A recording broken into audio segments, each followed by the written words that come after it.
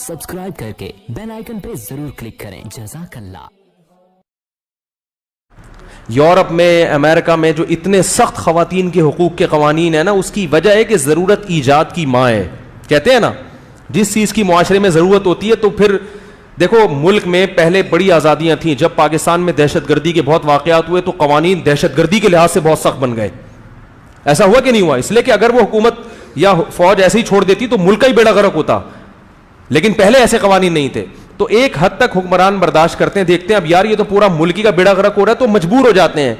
तो ये जो गैर मुस्लिमों में ख़वातीन के हुकूक पर तहरीकें चली हैं, विमेन डे मनाया जाए और आज़ादी का दिल मनाया जाए, और उनको इतने कानून सख्त कि ज़रा सा किसी आंटी को छेड़ भी दिया तो वो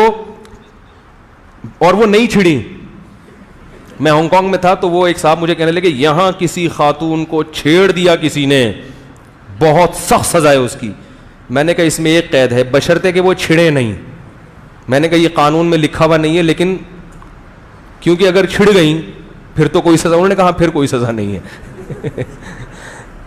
फिर कोई। मैंने कहा जबकि इस्लाम में ये है कि किसी खातून को छेड़ा, वो छिड़े या नहीं छिड़े, इस्लाम में फिर भी सज़ा है। ये फ़र्क है इस्लाम में और, बोलो भाई, क्योंकि वो छिड़ गई फिर वो कौन केस करेगा भाई हमारे यहाँ है कि किसी खातून को अगर छेड़ा, वो चाहे छिड़ भी जाए और कैमरे ने कैप्चर कर लिया तो आपको जेल, उसको भी जाना पड़ेगा कि वो छिड़ी क्यों है, और आपको भी कि आपने छेड़ा क्यों।